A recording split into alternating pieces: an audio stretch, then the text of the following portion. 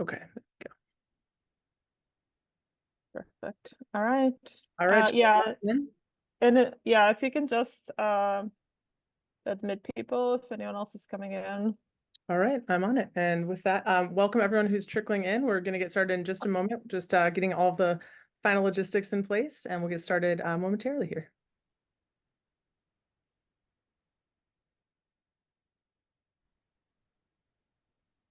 All right, perfect. I think we can start. So thank you so much for joining us today to talk about broad systemic issues in biomedical sciences. My name is Adriana Bankston. I'm a science policy professional, currently a consultant, and have been in this space for a while and worked on some of these issues for some time relating to research policy and advocacy, including with universities. And we're fortunate to work with Frontiers on this collection and also with my colleague, Rebecca Layden, on these events of the collection that you'll hear about in a little bit. So thank you to everyone for being here. We'll move on to the next slide. So this is the first of two events. I'm going to share the form to sign up for the second event, which is focusing on programs and resources. Today we'll cover policy and advocacy, but we encourage you to join both. And also, if you sign up, you will have opportunities to see the recording for both of these events. Sorry, multitasking. Okay. Yes.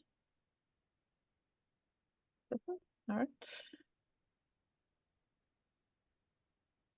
Moving on, next slide.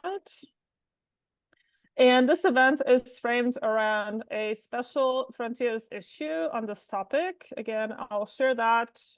We'll just give you a little preview on what this is, but please do check out the link.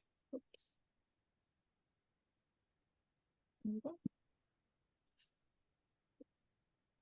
It will be published in Frontiers in Research Metrics and Analytics and Frontiers in STEM Education.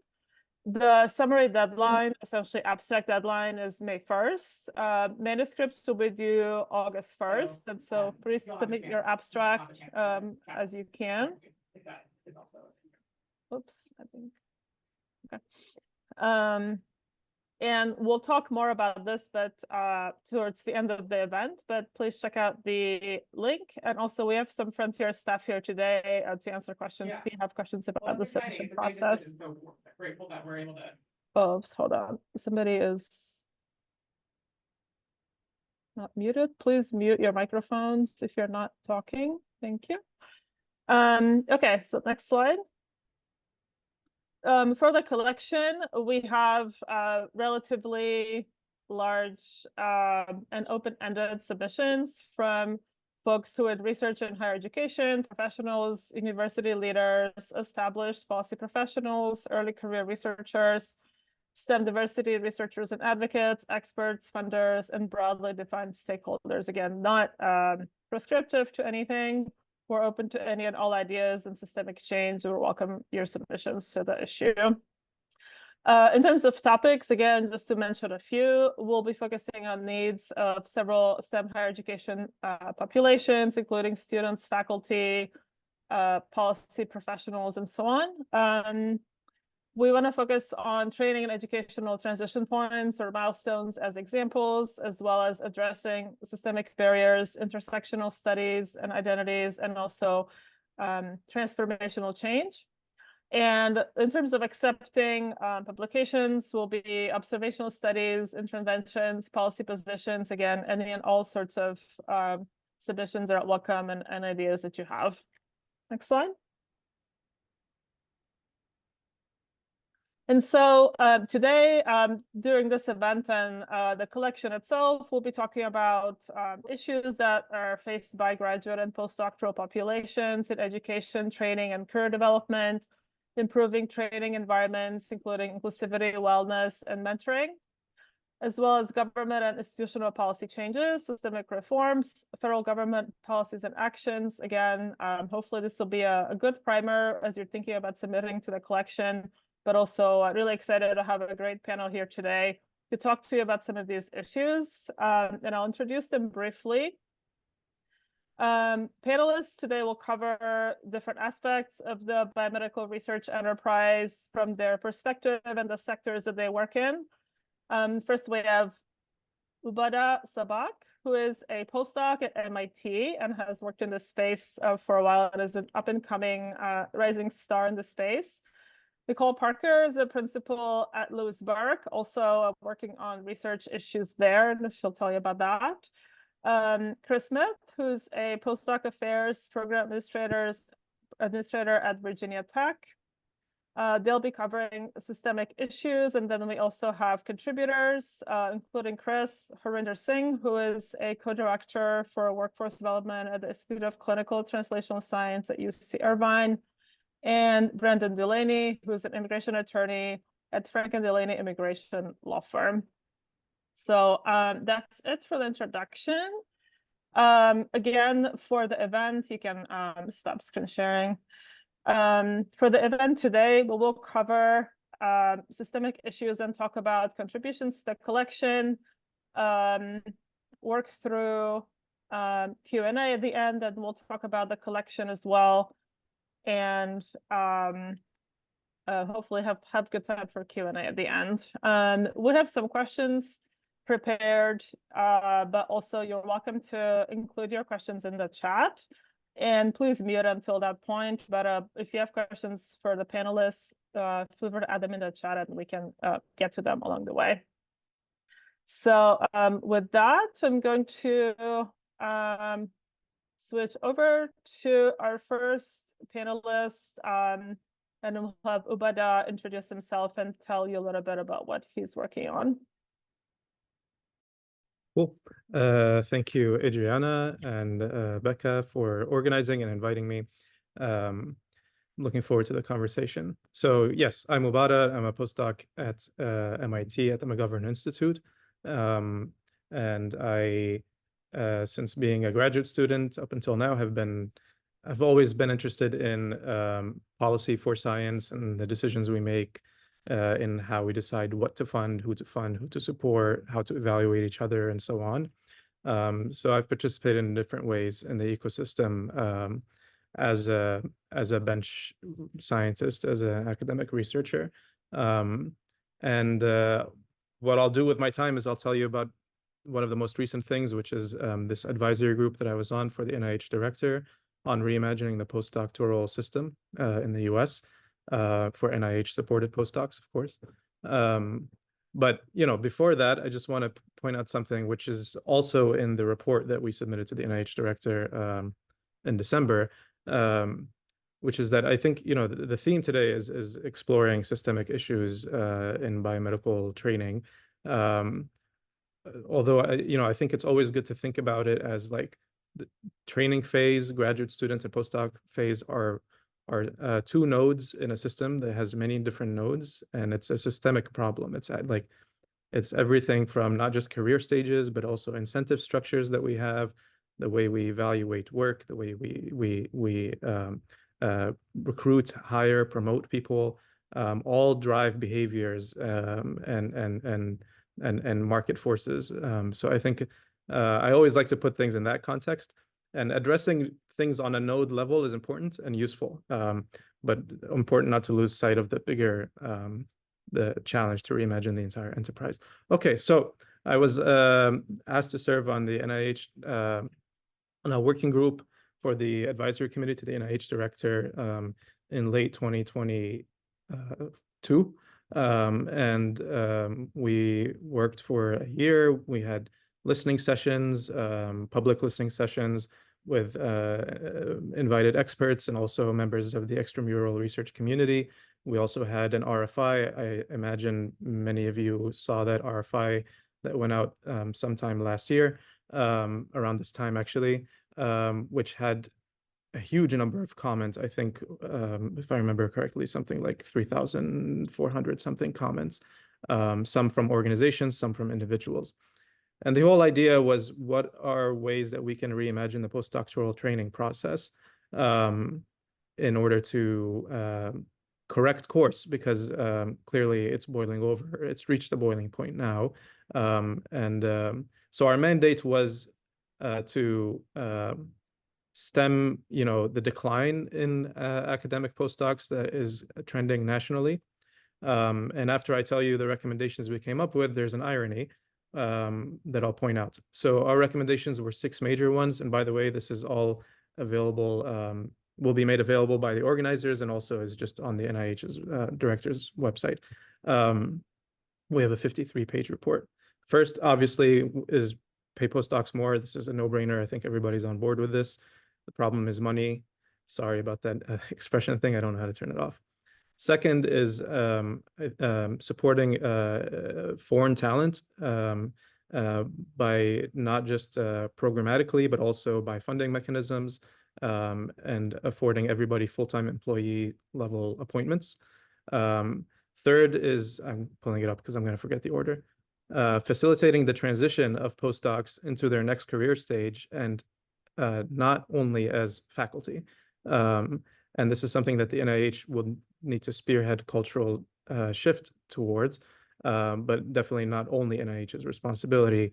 But part of this recommendation is creating funding mechanisms for people to transition from a postdoc position to a research scientist position, for example, and create mechanisms to continue supporting them after they do, and consider it a success outcome of NIH funding, not just being a faculty member. The fourth is promoting the training and professional development of postdoc scholars and their mentors with real practical accountability measures in place for improper mentorship or kind of absentee landlord kind of vibes. And the fifth is supporting safe and diverse perspectives and research environments within institutional research programs. Also, this is about mentorship quality, this is about rigor, and this is about harassment. And we also have recommendations surrounding that in terms of accountability within institutions and from the NIH. And lastly, this is a boring one, but very, very important, because data is lacking when it comes to postdoctoral training nationally. So the sixth recommendation is a detailed one about improving the means to measure and share the career progression of postdoc scholars.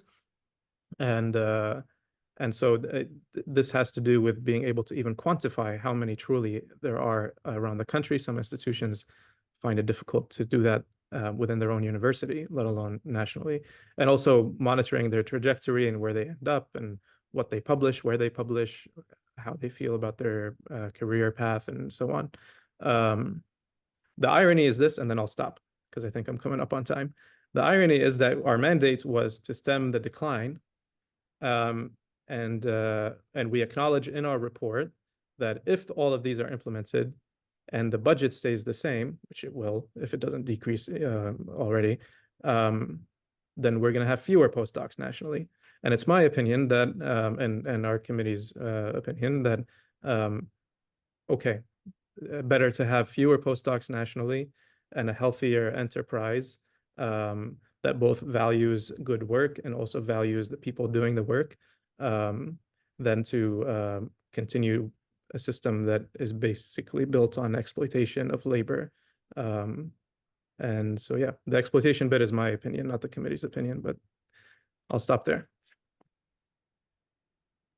Yeah, that's a good start. I agree with a lot of those things, and I'm glad that you guys are working on that. So we'll move over to Nicole to talk a little bit more about the policy side of this. Yeah, absolutely. And so, hi everyone, my name is Nicole Parker. Like Adriana mentioned earlier, I'm at Lewis Burke Associates. We're a full service government relations firm here in Washington, D.C., largely working with universities and nonprofits. And it's literally my job to read these reports and also let Congress know what's happening and try to make some policy changes. And I do want to share, largely I am here to talk about shifts in, increasing underrepresented minorities and groups in STEM and also increasing mentoring. But I do want to share, I'm going to try to be quick, a story on how I got here. So, when I started undergrad, I was in the Meyerhoff Scholarship Program, which if you haven't heard about it, it is a cohort program that really empowers underrepresented minorities to participate in research and then also move on to the PhD. It was successful. Most of us did go on to get our PhD, and a lot of us were successful enough to also complete the PhD. However, when I got to grad school, I had a rude awakening because I was like, whoa, where are my cohort friends to help me push through school? Where are my buddies? Where's my network? And while I was in graduate school, you can look it up on LinkedIn, I won't name the school. Um, I saw a fellow classmate of mine really not get any support, not get any additional mentoring, and really was left to fail to the point where he got kicked out of the graduate school and had to take a pause and transfer to another institution that was a minority serving institution and actually provided better mentoring and better support services for him. And so at that stage, I was in my third year and I was trying to understand, where was the support network for him? How come he didn't make it through this program? Like, why is it so sink or swim? Is this why there's no one else that looks like me in this program? And if you look up the school I went to, you will also know that there are not a lot of faculty there that look and represent a lot of individuals that come from underrepresented minority communities. So I shifted into policy. I did a fellowship at the National Academies of Science, Engineering, and Medicine, and I actually went to the board on higher education and workforce, and I was like, what is going on? And at the time, they were working on revitalizing graduate STEM education report, and that came out, I want to say, around 2017. But the funny story is, they literally were doing this report and they had done the exact same study 20 years before.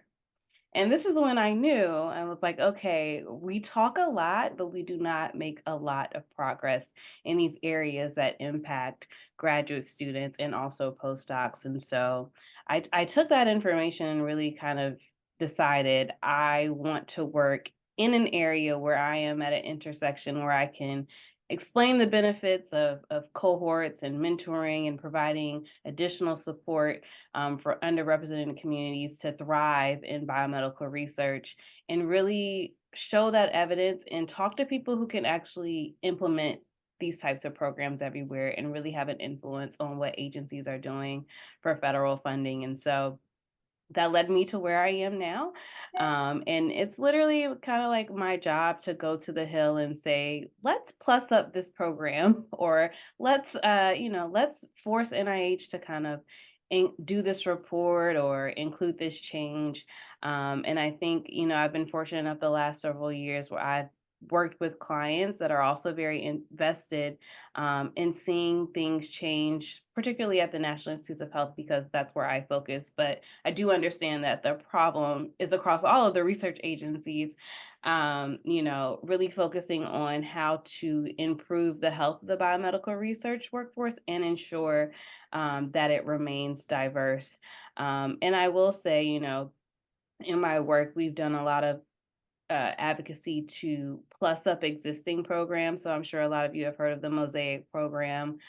We've done a lot of lobbying around just trying to increase the funding for that, because this probably won't be hard for you all to understand. It's hard to create new things from Congress, but you can certainly add more money to things that already exist. And so, in the last several years, been taking very targeted approaches to increase the funding in programs where I know people of color and people from disenfranchised communities can benefit the most. And that looks like the Mosaic program, that looks like the Bridge programs that used to be offered a lot more at NIH and are no longer offered really.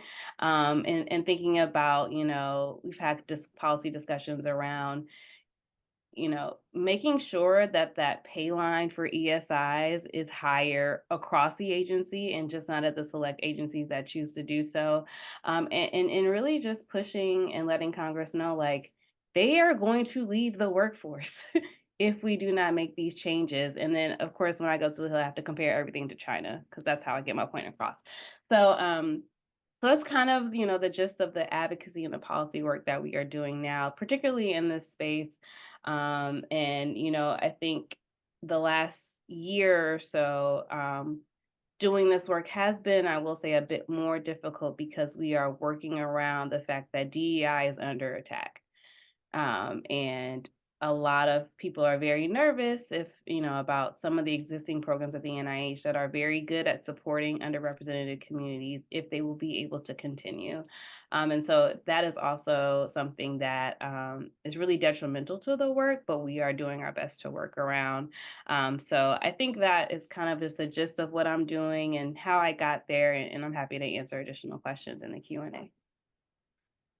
Perfect. Thanks, Nicole. And thank you for your advocacy of these issues. And nice to hear your story. We'll come back to this question of how to make progress later on. So hold that thought for now. So move on to Chris to talk a little bit about postdoc issues and some of the institutional perspective.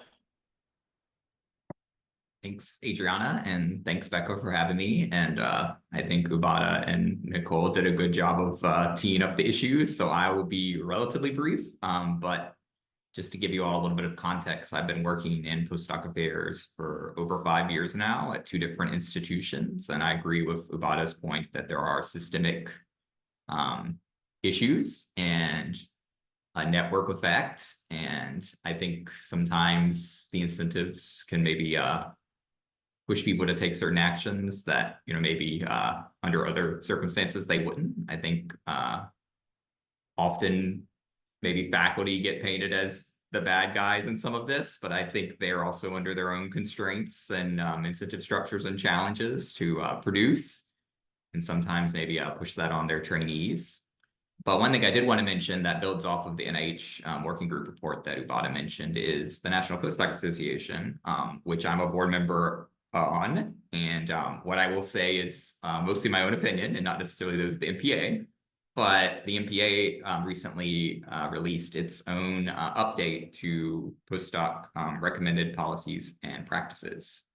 So this document was compiled through the different committees of the MPA, which is composed of postdocs and administrators, and really thinking about taking the pulse of the community and then the individual activities and experiences of the different committees in the MPA, one of which is focused on advocacy, and then also making sure the voices of postdocs and some of their challenges was heard through a variety of different mechanisms, including our postdoc council. And it echoes a lot of what's in the NIH working group report. It's 16 pages of recommendations, so it's a lot of recommendations. I see it as an aspirational document, but I think it's a good thing for people to be aware of and maybe to aspire to. And I know MPA is also working to highlight institutions that have found ways to make progress in certain key areas, including diversity, equity, and inclusion, compensation and benefits, and other aspects of the postdoc experience. So I can talk more about that when we get to the Q&A, but I think, there's some more recommendations for people to process, I guess. Perfect, thank you. So Harinder, so you work in workforce development at UC Irvine. How do you sort of see these aspects from your role? Yeah, thank you, Adriana. Thanks for inviting me. I think really, as Chris mentioned, a lot of things have already been discussed. And I think as I was looking at the report when Ubadah shared, I've been mainly involved in recommendation number 2 and recommendation number 4. The number 2 is about create and expand mechanisms to support all the talent pool. So a little bit about my, how I kind of got engaged in this thing and trying to bring about a change was when I was working with Adriana and Fatima here in Future of Research. We had International Scholars Task Force where we're trying to see how especially in context of, COVID, as we were still through it, how did the COVID and COVID-related policies affect postdoctoral scholars, and what did the institutions do to help them or mitigate some of the effects which they were feeling as international scholars, or maybe even compared to the native postdocs. The other part was we were working on postdoc salaries, another issue. We're trying to make sure that, as Ubadah mentioned, trying to make sure that, postdocs are paid what they should be paid, what they deserve, and so that they stay in the workforce. And I kind of agree with what Ubadah also said, that, if it ends up being, a few people doing postdocs and then let it be, maybe that's the way to bring about a change. The other part, which I've been working when I became part of UC Irvine's NIH best funded program, was career and profession development, which mainly said about grad student, but then I think we expanded the program towards postdocs also, to make sure that they have avenues for career and professional development so that they can look beyond the academic careers. Once you become a postdoc, it's kind of, whether you intentionally do a postdoc or default into postdoc, what's expected out of you is to write papers, write grants, and become a faculty member and just kind of like clone your PI, right? But that's actually not the case. We know that the data suggests, and there's a lot of studies coming out with the data that around 70 to 80% of the postdocs are not, if they're doing postdoc, they're not going to stay in academic enterprise, and they do get into industry careers or non-government or nonprofit careers. So we need to provide really, proper training mechanisms for that. The fact that postdocs are considered trainees, but they don't have any training mechanisms for that, it's really disheartening to see. And a lot of training is for graduate students.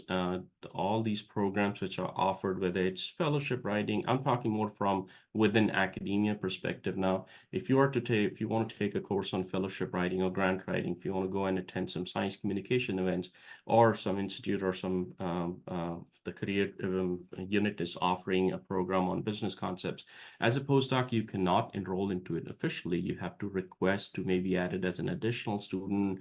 And then that just kind of like kills the motivation. And on top of that, there's really no mechanism of outcome of a proper deliverable, which you will be required to produce out of that, which you can say that you really put an effort to, acquire that training. So having those training mechanisms is what have been working on at UC Irvine. And this is, again, a systemic issue. This is not only at UC Irvine. I mean, but I was at a couple of different institutes before this. We've seen it all over the country. There's been a little bit of change slowly, but that change has been really, really slow. I would say UC system postdoc population is slightly different than the rest of the country, because postdocs in UC system are unionized. So they've been asking for a bigger salary raise and benefits, and so that they can establish themselves as become part of the workforce, as sort of like a staff scientist thing, so that they're not just like, thrown out of the system when the funding expires and, they end up exploiting you. So with that respect, I think, we're very lucky with that, but I think there's still a lot needs to be done. That's kind of my overall thoughts on, having heard some of you before and looking at the recommendations and trying to put all the work we've been doing, in perspective. Perfect. Thank you for that perspective. And moving on to Brendan. So you have a unique perspective here, but maybe you can talk a little bit about how we can support the pipeline from where you're coming from. Thank you. Yeah, my name is Brendan Delaney. I am an immigration attorney. I work a lot with postdocs and researchers. I also, excuse me, I'm also on the advisory council of the NPA. So I've had a lot of interaction with, some of the folks on here previously. So immigration and visas, there's about Chris, you may even correct me if I'm wrong, but one of the events I did with NPA back in the fall, and the figures I got, that there's approximately 72,000 postdocs in the US, approximately 40,000 of which are foreign nationals. So visas and immigration, and I'm going to come at this briefly, but in a couple of different ways. On one hand, it's quite a fluid and changeable situation, and yet on the other hand, it's very stagnant. And that sounds a little counterintuitive. So why do I say that? US immigration law is governed in different ways. So in effect, Congress has authority. And the reality is that it's been a hot potato. And so there has nothing really been done in Congress in terms of comprehensive immigration reform for quite some time. So on one hand, congressionally, nothing is really being done for a number of different factors politically. However, the Supreme Court has designated over the past number of years that the executive has a significant amount of authority in dealing with immigration law in the United States. So that has led to, in effect, immigration law being governed by executive order. And therefore, when we have a change in administration, we have a change in dynamic. So therefore, we do have this sort of stagnation in Congress, and yet it's a very fluid and changeable situation from the executive. Now, how does that impacted the STEM workforce in the United States? Well, the previous administration, very little. I mean, there was a lot of anti-immigration executive orders came out there. The Biden administration over the past 18 to 24 months, however, has made strides. And I don't know if people are aware, but there has been a lot of STEM executive orders that were published in 2022 and 2023, impacting different visa types. The O1 visa, for example, I think figures showed that after the executive order was passed, a number of approvals raised by about 30% in the fiscal year that was dealt with by executive order. STEM applicants in national interest waivers and extraordinary ability now have, more deference from officers to potentially approve these cases. So there has been a lot of positive movement from the Biden administration to sort of enhance the STEM for STEM applicants, but their hands are somewhat tied by, as I said, the lack of movement on the Hill, broadly speaking. Then we have the policy issues within USCIS itself. And these are some of the challenges that people face on an individual basis. And so, for example, yes, they may have the opportunity to navigate a green card application. They may have the opportunity to navigate the O visa a little easier. But then some of the policies at USCIS affect them in what I term the collateral issues. So, for example, just a couple of quick examples here, that work and travel permits used to be issued together. USCIS, in their infinite wisdom, have now separated those. That can lead to the issues of people getting their work permit issued in a somewhat timely manner, but they don't have travel. That's nice. You can go to work in the United States, but as an international, the ability to travel home if needs arise. So there's a lot of negative implications there. Consistency is another problem. Everybody has friends, colleagues, there's forums out there looking at these issues. And we wish that in adjudication of green cards and things like that, that we would see consistency from USCIS, but unfortunately we do not. Different officers seem to apply the policy manuals slightly differently. And finally, I'll go back to what I said earlier about the lack of congressional movement. From a green card perspective, there are a finite number of green cards issued every year, 140,000. China and India have historically, been retrogressed. India very significantly, China less so. Well, now everyone else is being impacted by that. So people are going to have to start planning differently, planning further ahead and thinking 2 or 3 steps ahead in their journey. So there's a lot of hurdles there, notwithstanding the fact that there has been positive movement from the current administration. And because of the fact that it has been governed under executive order, that unfortunately, for better or for worse, I think it's going to be a little bit of watch this space as things evolve over the coming months. I would be extremely surprised if we saw any movement on the Hill on this. It just, there's people better placed than me. I think Nicole is on the Hill, and I don't know if there's anything's going to happen on this subject, certainly in the coming months. So there has been positive movement. It doesn't always feel like that, and watch this space, as they say, because we got to see what's coming around the corner. Can I just follow up on? I just want to add on the movement on the Hill, and I think, it's important to know that some parts of immigration are bipartisan, particularly with high-skilled immigration. There are a lot of people on one side of the aisle, I think you all know which aisle I'm talking about, what side, that are very supportive of high-skilled immigration, and they want to increase the amount of green cards that can go to individuals that are doing this important research and this work in the United States. However, on the other side of the aisle, they're for that too, but they also want to work to improve immigration for everyone and not just high-skilled workers, right? And so this is a divide that they certainly will not get past in an election year. I mean, this is their number one thing to go campaign off of, and I think it's very unfortunate that this issue is constantly tied up in politics, and it has really nothing to do with what members actually do or do not support. So I just wanted to provide a little bit of more detail and nuance to some of those delays that Brendan discussed. Perfect. That's really helpful. Well, I appreciate everyone's perspective here and for the audience, because we have different sectors and perspectives from the policy, government, and also institutional perspective here. So appreciate the realities of what can be done and what we would like to see. So I think just to frame this, starting with a big picture question to Nicole's point of how do we make progress? So what I want to ask is, what is one thing that you'd like to see to really support the biomedical workforce in your sector, in your area that you're working on? What's one thing that you think should happen, whether it's in Congress or the executive branch or wherever that is, or in your institution, if that's something, if that's you're working in. So maybe we'll start with Ubadah, because I really want to hear the early career perspective first. I don't even get thinking time. One thing, I mean, we're gonna avoid the obvious one, which is commit more of GDP to research.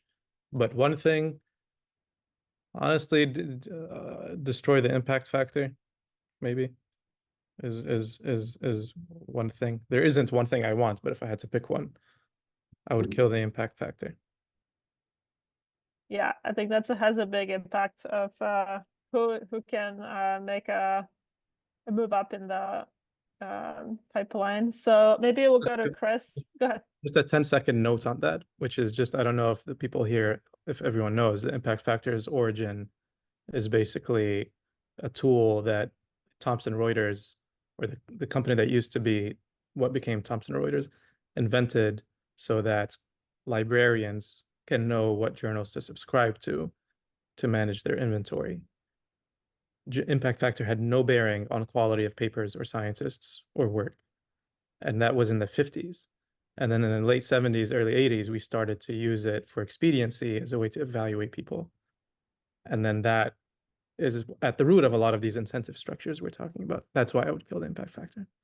Yes, good start. And I think good thing to think about incentives in universities to make some of this change. So I want to hear from Chris and then Harinder on your views on this. I'll say an aspirational, potentially difficult thing to actually do. But I think until we change the way we fund, especially postdocs, we're going to get the system we get. So I don't know what that looks like. I don't know if that's 10% is funded institutionally, but if faculty feel like they're paying for this person, I don't necessarily blame them for behaving sometimes the way they do. So I think that's one aspirational thing I would like to see, but I understand where the money comes from is a complicated discussion. So I'll go back to what Ubadah sort of mentioned in terms of killing the impact factor. And once we do that, I think we need to have another mechanisms of how we're going to assess or evaluate faculty members so that they are on track to the tenure track sort of a thing, the model.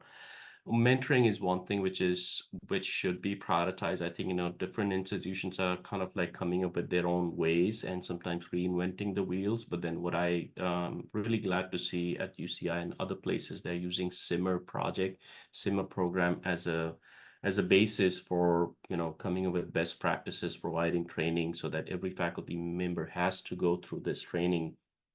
And it comes in the list, and you can actually say that in your the AP10 with the academic progress, letters are submitted. That's one aspect. The other thing is, the kind of research you do, the collaboration. So it really, if you take one thing out, you have to disperse that, uniformly in some other areas, which really make you appear as an overall and a good scientist, based on which you should be evaluated instead of, how well you can survive to publish or perish model, right?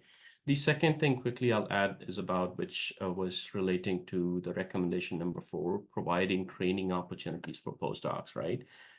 I mean, I'm a big proponent of trying to add training mechanisms and courses for postdocs also. When you're a grad student, you're allowed to take, in fact, you're required to take courses, some, few unit courses here and there. If you are missing certain units, okay, go and attend this, fellowship course or a mentoring course and all that. However, that sort of model doesn't exist for postdocs. If you are to call postdocs, you still want to call them as trainees. You have to bring them into proper training workforce and provide them with the same avenues and same ways how you assess them. Postdocs are smart. They're done with their PhD and they know what to do with their life. And if you give them equal opportunities like everybody else, they'll make their own decision. You don't have to think about what they should be doing. That's just my take on, those two things by which we can really bring about a change. Now, this could happen. I think my opinion is this can really happen at institution level, start from department, institution level, and then it grows. And then when everyone is doing that, then it's going to probably bring about in future policy change compared to like top-down approach. Yeah, very helpful. I think some of this brings up the question of the postdoctoral experience, which could be a whole other panel, but how to improve that in the institution. So maybe we'll do that in the future. So Nicole, since you're more closely working with the policy space, and ask you the question of sort of what kind of policy changes do we need to really support the future biomedical workforce, whether it's from Louis Burke or what the government should be doing. What are your thoughts? Yeah, I was like, what can we do at Louis Burke, right? One thing I have learned being in this role is that NIH particularly has a wide authority to do whatever they want. So I'll go back to the what I wish question. What I wish is that people didn't have to be told what to do what's right. And that goes the same for institutions as well, because, a lot of institutions won't make a change in how they do things unless NIH ties it directly to their grant funding. And so that's, there's so much bureaucracy and so many barriers, but policy wise, I think, I would really like to see some policies put in place to ensure additional funding are going towards those that are early in the workforce arena. And also thinking about, some policies that could put, I don't want to say barriers, but provide something a bit more structured for the postdoc experience. I think, it's too willy-nilly, like it's a weird term, but like, each institution could do whatever they want.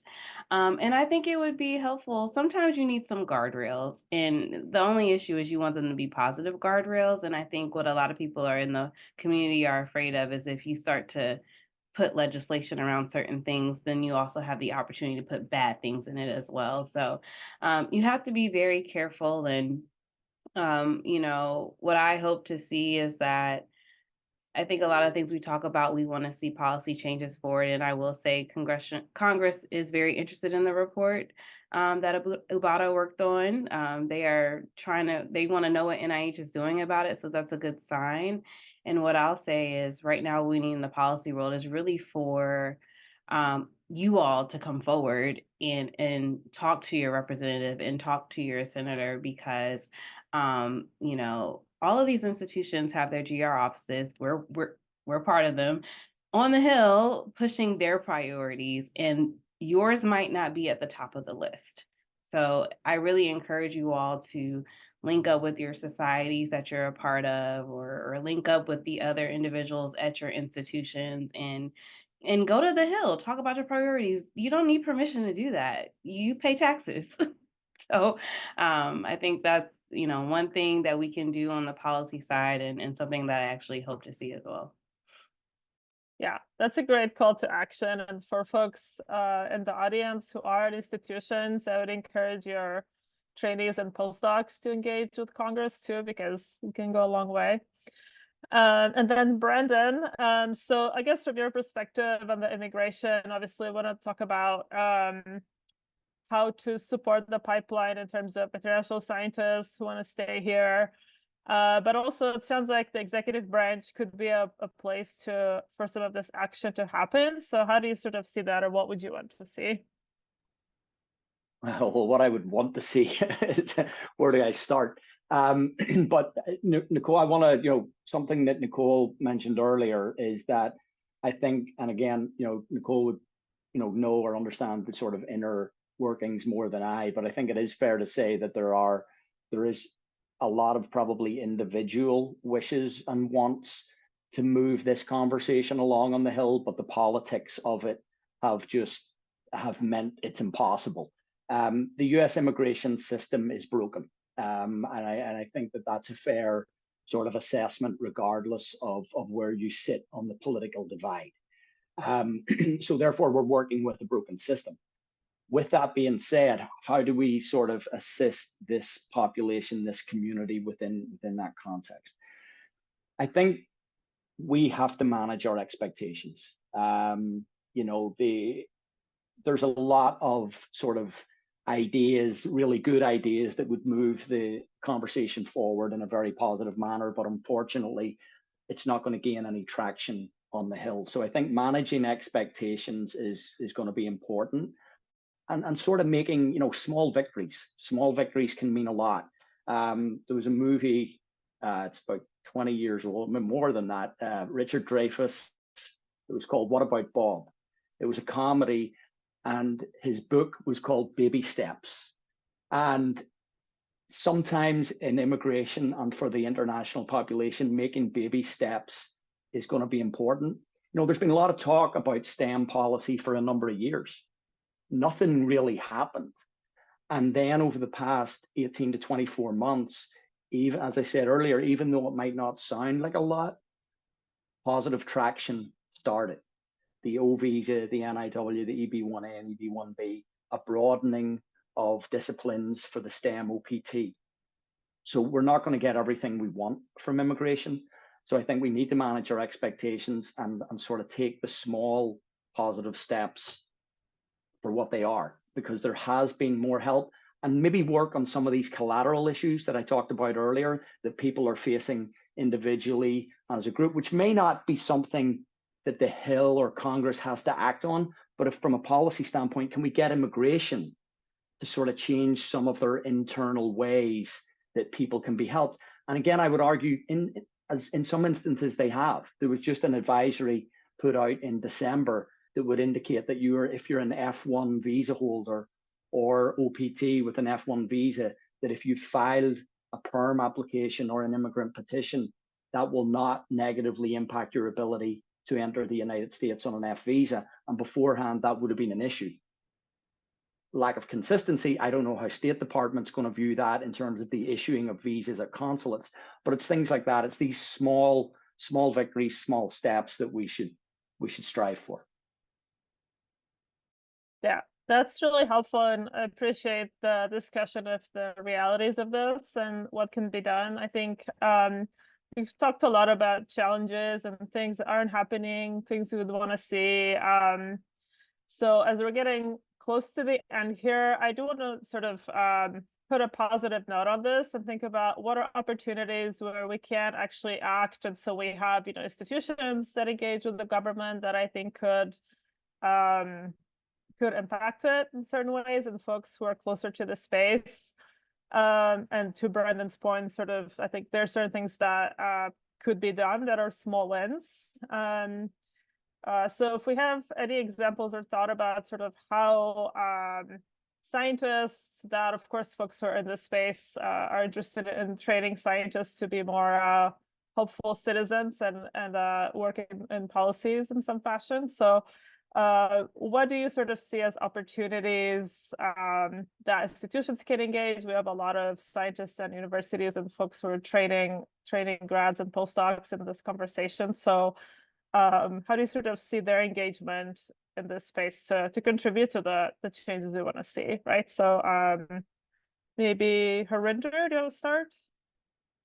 Yeah, no time for thinking, but no, I was just having a conversation about the science policy and advocacy course we run at UC Irvine. This is in collaboration with JSPG, which Adriana was part of in the past, and Union of Concerned Scientists, and pretty much like all the policy and advocacy organizations which are involved in this space. to be very honest, like, when Adriana and I thought about building this sort of a training program, which would be open to anyone and everyone, PhD student, postdocs, and anyone from every level, we started looking as to what already exists for postdocs on training on science policy and advocacy. Literally, we could just count the courses, and these are more like 4-credit courses at institutions on your fingertips, and they were costing some money, right?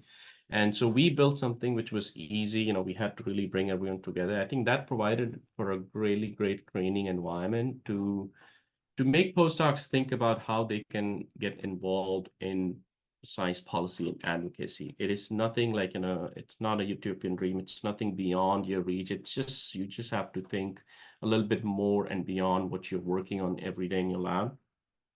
Having gone through postdoctoral training, and I'm sure many of you here on the call who are going through it, we've gone through it in the past, it gets very lonely, and also it's very motivating. You're working in like one small sector and small niche area, and how does that really apply to a big picture? Can I really bring about a change in people's lives by this experiment, which is going to fail tomorrow? But having this policy training during that process will really give you a light at the end of the tunnel, as I'm big proponent of like, grassroots level work. You can start from there. If you provide those avenues, you as a postdoc or even a grad student start to think on those lines and see how your work relates to a bigger picture and what sort of policy levels and aspects it can get into. And then you can start to campaign for policies, whether around funding in your in the topic you're working on, or anything related to patient advocacy, something like that. So that, I feel like, is my first thoughts, which we've done a lot of work on. I think I would like to see more and more institutions doing this. And Adriana added in the chat, like, the program is open now for enrollment. And Adriana, if you want to talk more about it and take us to the next panel. Sure. Yeah, I think policy training for grads and postdocs who are up and coming is really important. We've seen a great deal of impact from this program. We're in the 4th cohort starting later this month. So, the folks have had publications, op-eds, a lot of them transition into policy fellowships, are now in public service careers. So would encourage your trainees to apply to this program. Yeah, Nicole? Yeah, I just want to add one quick comment. I think, the common misconception of a lot of these policy programs that might be available for postdocs and grad students is that you have to enter into a career of policy. However, I really want to encourage even people who want to stay in academia to do these programs, because if you rise far enough in the ranks, you're going to have to come to the hill anyway. And it's just so important for you to understand how your money is even getting to you. So I just wanted to add that commentary. And I want to add one, yeah, and Nicole, I want to add one quick thing to that also. What we see at institution is really like, high level, dean level people going to the Capitol Hill and talking about, showing pictures that, oh, I was at the, Capitol Hill and all that. But I feel like you even now, like right now, you can do that by getting engaged in policy, so that, you don't have to wait until you become the dean of a school to go there, right? It is really achievable. I think, just the idea that, it's only for people who are, misconception that it's politics. No, it is not. Misconception that you have to go through some specialized training to get there. No, you don't need that. Yeah, I agree. It's important to understand how some of these processes work and how your research is funded. So even those of you who are training students, would encourage you to think more about that, because it's good for them to know that. Yes, Ubadah? Yeah, I just wanted to also like punctuate what Nicole was saying, because I am still an academic scientist, and I think that there are ways to get involved without training. There's ways to get involved with training, and funded and supported. One thing that for me was very foundational, even though I did it after 2 years of doing policy stuff, and I wish I did it in the beginning, was AAAS's case workshop, which I can't remember how long it is, but it's very short, but super, super informative, and not boilerplate information about appropriations and authorizing and all these different things. Yeah, that's it. Yeah, perfect. So continuing with this sort of positive change, I think we discussed the need for training, and Ubadah, since you talked about the case, and I'll come back to you, about how do you think that early career researchers can contribute to policy change from what you've been working on? I mean, I think there's multiple levels because I don't think everything is top down. Harinder gave us an example of bottom up strategies as well. So I think depends on the person's goals and what time they have and political capital they want to spend potentially. So you know, at the institutional level, it's there's a lot of grassroots work that people can do to advocate for themselves and their colleagues. If there's no postdoc association or graduate student association, good way to get something going is start one and organize other people's efforts around it. And then, you know, on the bigger level, you know, you can get involved in scientific society, in your professional societies. There's usually avenues for that in a lot of the flagship ones for different fields. And then, you know, through societies and other national organizations, there's things like Hill Days that people can do where you literally just go to the Hill. And I used to do this when I was a grad student too. I would go with the provosts and deans and whatever, and physicians and patients and patient advocates. And you go and you advocate throughout the year during the budget writing process. Although we haven't had a normal budget life cycle, I think, I don't know in how many years, but you would go usually when it would happen, and you talk to members of Congress about why the NIH and NSF and other funding agencies should see an increase in their funding. I have my grievances with these Hill Day things, but maybe that's a different topic. But I think for students and postdocs, there's multiple avenues to affect change, and that can happen at your local institutional level, and it can happen nationally as well. Also with your state legislature, if you're at a state university, there's a lot of good success stories there as well. Perfect, thank you. Well, turn this over to Chris. I don't know if you want to talk about the Virginia program that you have there, but yeah. I don't need to promote my own thing, but I will tell people that, you know, you can always get involved with the MPA, you know, if you're a postdoc or someone interested in improving the postdoc experience. I think we have good momentum around our recommended policies and practices, and we're hoping to start to really highlight institutions that are doing good work. So I think, you know, that's a positive spin, is trying to highlight places that are doing good and using them as models for, you know, how maybe you can do it at your institution. And we do have like a pilot recognition program where we have a few profiles up there right now. So that's my plug for the MPA. That's perfect. Now that is a good point again for folks in the audience to think about this too, because there are a lot of state level programs popping up too. So if your trainees are interested in policy, we can chat about that. Yeah, Becca. I was just wanted to remind us we're just about at time. So if we have any wrap up, we will also keep the Zoom room open for anyone who is interested in being a contributor who would like to learn more about the issue or has questions.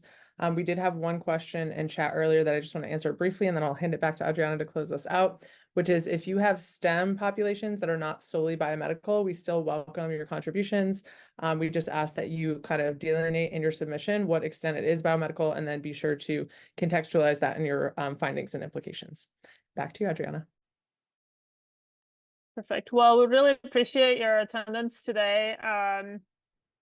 Sorry we didn't get to answer a lot of questions, but I think if you'd like to reach out to the panelists, and we'd be happy to have more conversation on this. Hopefully this is just the start of many more discussions. So yeah, and please do submit to the issue. We're here if you have questions about the submission. Frontier staff can answer questions, but we look forward to future conversations and submissions to the issue. And thanks again for your time.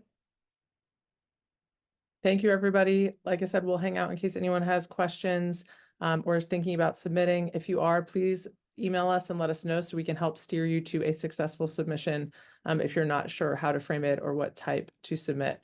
And with that, have a wonderful day, everybody.